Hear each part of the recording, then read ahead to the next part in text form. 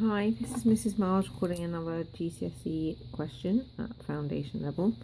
This one isn't the last question from the paper, but it is one of the later ones.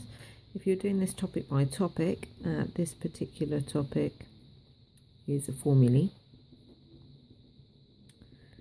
This is on a non-calculator paper. So take 2 5ml spoons for twice a day. There are 300 ml of medicine in a bottle. Mary has to take 2 5ml spoons full of medicine twice a day. Mary has to take this medicine until the bottle is empty. How many days does Mary have to take the medicine for? Okay, so let's start with what we know. So each day she's having 2 lots of 5ml, but she's having that twice a day. So she's having 10 ml twice a day, so she's having 20 ml per day. Now Mary has to take the bottle until take the medicine until the bottle is empty. So what we need to know is, we know that every day 20 ml goes out of that bottle. So we've got to find out how many of those 20 ml are in that bottle, and that will tell us how many days. Now you could go 20, 40, 60, 80, 100 and scale up like that. There's nothing wrong with that at all. But the most efficient way is to say 300 divided by 20. I don't know where that extra 0 came from. Divided by 20 is... Now you might be thinking, hang on, I can't do this without a calculator. You could take noughts off each one, okay, and be left with 30 over 2. But I know that most of the classes that I've taught will do the bus stop method. Okay, so there's my bus stop. If you don't know your 20 times table, write a few of them out at the side. Okay, I always write down the first 5. So I say, how many times does 20 go into 3? It doesn't. Okay, remember what we say. Did you use those 3 biscuits, okay, that were left in the hotel? No. Okay, of course you don't leave them there, you take them with you. So it's the 3 that gets carried over, not the 20. Now what you've got here is 30. So how many times can I fit 20 people into a 30-seater? Okay, so I can get one group of 20 into a 30-seater, and I'll have 10 spare seats. How many 20s in 100? So basically, if I have 100 seats, how many groups of 20 can I get in there? 5. So it's 15 days of that medicine, and that seems sensible. If you've done what I've done here, which is put 3,000 by mistake and end up with 150, I'd like to think 150, that's a fair old while to be taking medicine, okay? So check it sensible. 15 days, just over 2 weeks, that seems sensible. So it says you can work out the amount of medicine, CML, to give a child by using the formula. So unlike adults, okay, children are slightly different in that you normally do it based on weight. A little bit of real life maths there for you. Okay, and their ages are a bit, sorry about the camera, ages are broken down a little bit more. So you've got a little formula, and it says M is the age. Seems a bit odd really.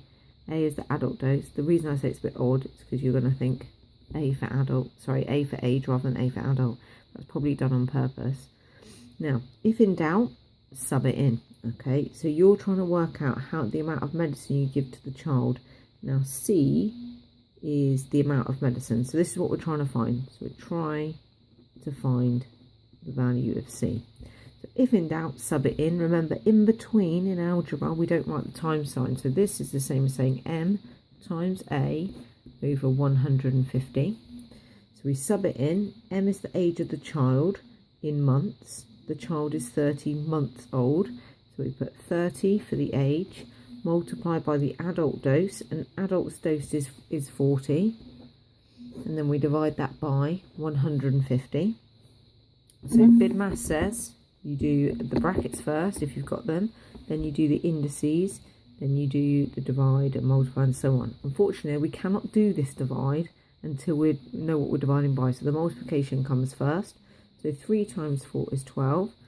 Add the noughts. So we've got 1,200, apologies, it is late, divided by 150.